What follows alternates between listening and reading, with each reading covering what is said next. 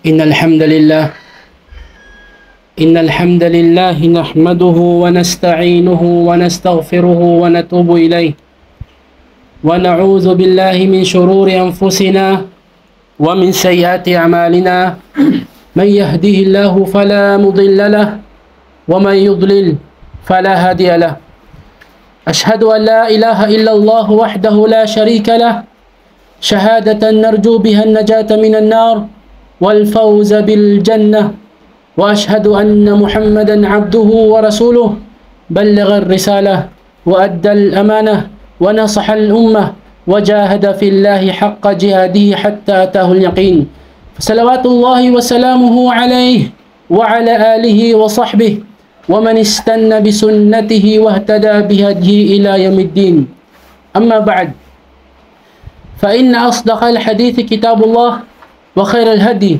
هدي محمد صلى الله عليه وسلم وشر الأمور محدثاتها وكل محدثة بدعة وكل بدعة ضلالة وكل ضلالة في النار. Mga kaigsuunan sa Islam, ang tanan nga pagdaig, pagpasalamat o pagsimba ngadto lamang kang Allah subhanahu wa ta'ala, ang Ginoo nga nagmugna sa tanan. Hinaot ang iyang grasya o kalina manasa iyang kinalasang propeta nga si Propeta Muhammad sallallahu alaihi wasallam.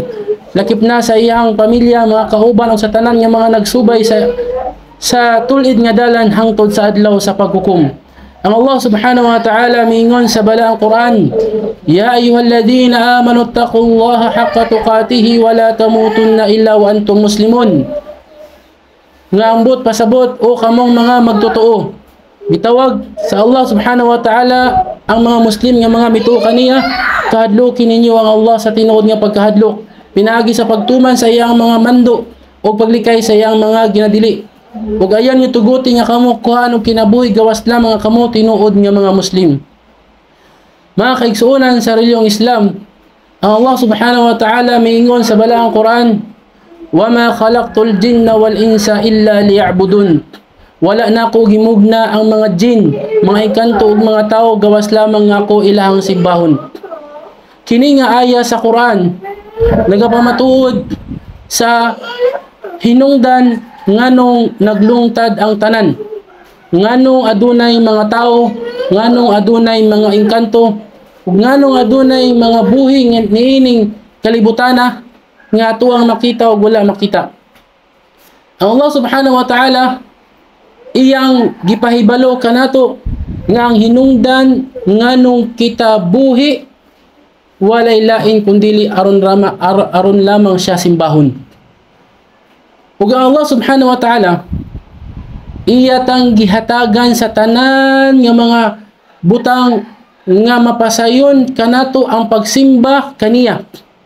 Iyang gimugna ang mga grasya nga nasa tuang palibot, mga tanom nga atong makaon, mga hayop nga tuang makaon, ang hangin ug tubig nga tuang magamit sa tuang panginahanglanon. Gipasayon na tanan sa Allah aron ikaw ulipon sa Allah. Mahimo nimo ang imuhang obligasyon. Way lain kundili aron lamang simbahon ang Allah subhanahu wa ta'ala. O kining pagsimba nato kang Allah subhanahu wa ta'ala, dili ni siya ingon nga bayad sa grasya nga gihatag sa Allah sa tuwa. Kumbaga, dili nato angay hunahunahon nga simbahon nato ang Allah isip pasalamat sa grasya nga iyang gihatag kanato murag silbi nga bayad. La, dili. Hatagan ta sa Allah og grasya o dili, wala tay labot ana. Himo nato ang atong obligasyon nganong gihimo ta sa Allah. Ang ato ang pagsimba sa Allah lunlun nga pag-alagad lamang kaniya. Dili ingon nga simbahon nato ang Allah kay naa siya grasya gihatag sa tuwa isip pasalamat. Daw bi kung walay grasya ihatag, mao na mahitabo sa uban nga dili po nila simbahon ng Allah. Subot pasabot ang ilang pagsimba sa Allah subhanahu wa ta'ala nagtuyok lamang sa ilang benepisyo.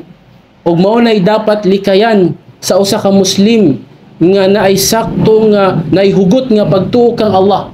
Nga na siya imanun jazim, na siya hugot nga pagtuo kang Allah, nga ang iyahang pagsimba kang Allah isip pag-alagad lamang kang Allah.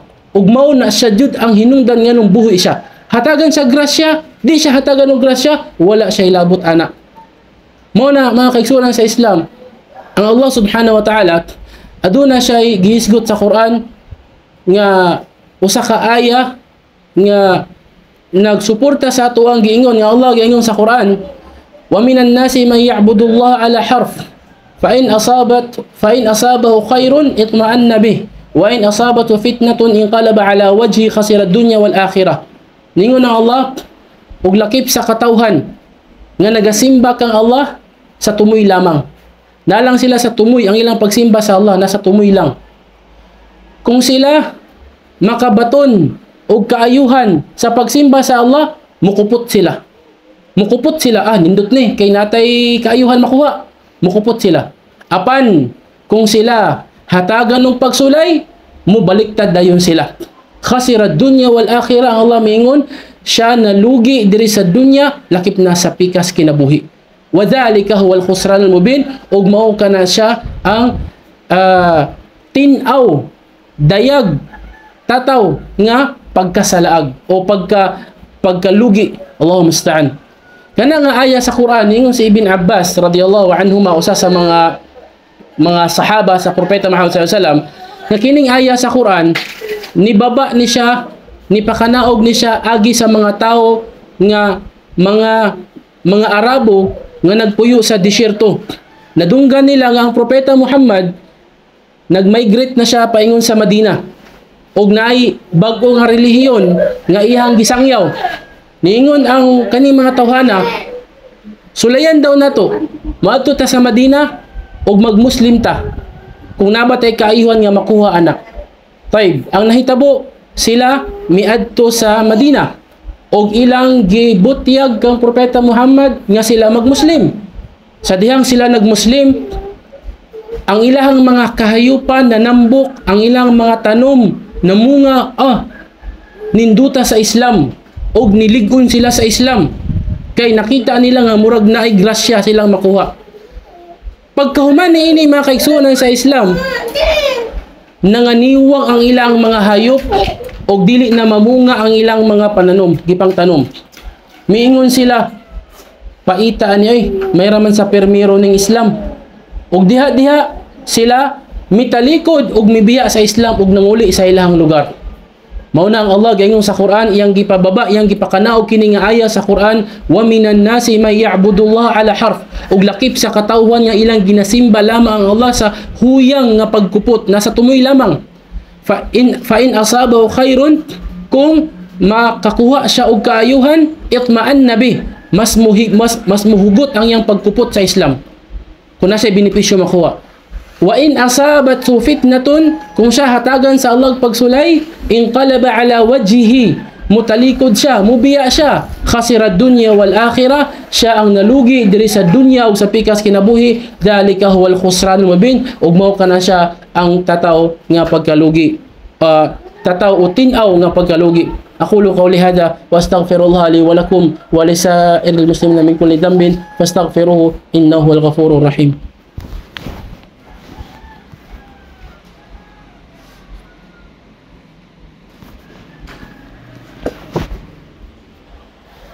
Alhamdulillahi Rabbil Alamin, wa sallallahu wa sallam wa baraka ala abdihi wa rasulihi nabiyina Muhammad wa ala alihi wa sahbihi ajma'in.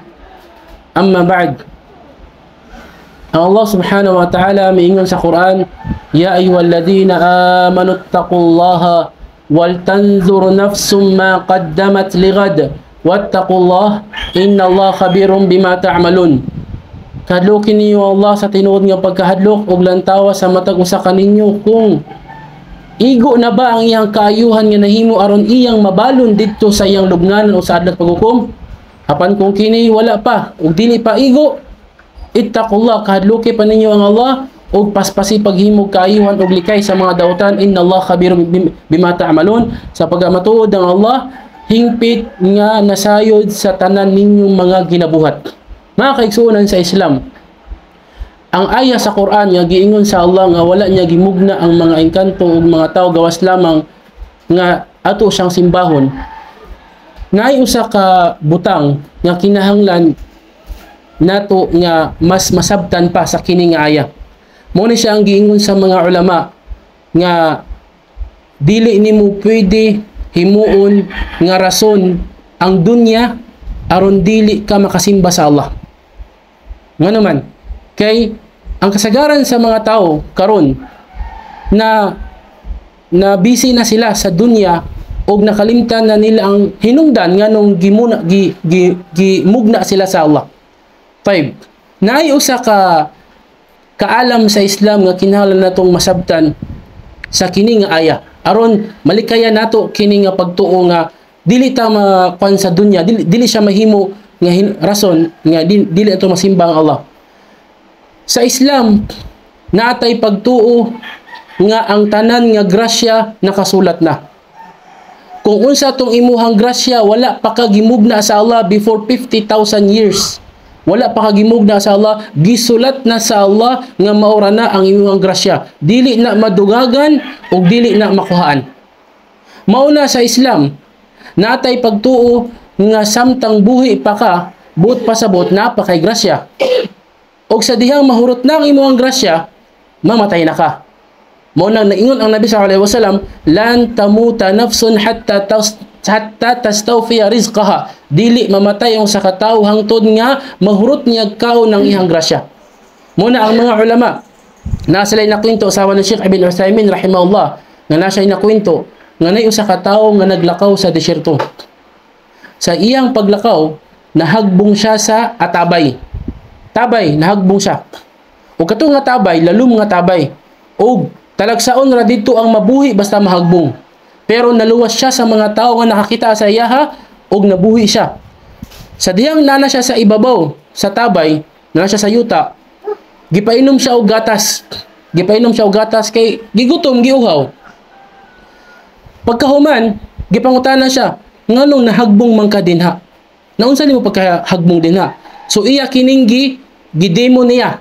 Iyang gi-action nga ing-ani man gud paglakaw nako dos nipatong ko diri dayon hangtod nga nadali na siya usob ug nahagbong dayon nahagbong na pud siya. Iya ra tong gi-action, iya rang gidemo, nahagbong na pud siya utro ug siya namatay na. Allahu Akbar. Sa kato nga paghagbong niya namatay na siya. So ang pangutana karon nganong gibuhi pa siya sa Allah sa iyang sa unang paghagbong niya sa tabay kay napa siya grasya nga wala pa niya nakuha. Unsa to siya? Ang gatas. Wala pa niya nainom ang gatas, mo nang gibuhi pa siya sa Allah. Sa dihang nainom niya ang gatas, kumpleto na ang iyang grasya, gikuha na siya sa Allah. But pasabot anak mga kaigsuonan sa Islam. Ang ato ang grasya sarado na. Fix na siya. Mao na ang imong pagpaningkamot sa pagpanginabuhi dili makadugang sa imuhang grasya. O ang imong pagtinapulan sa imuhang pagpanginabuhi dili makakuha sa imuhang grasya, dili makuhaan ng imuhang grasya. Natay pagtuwa na.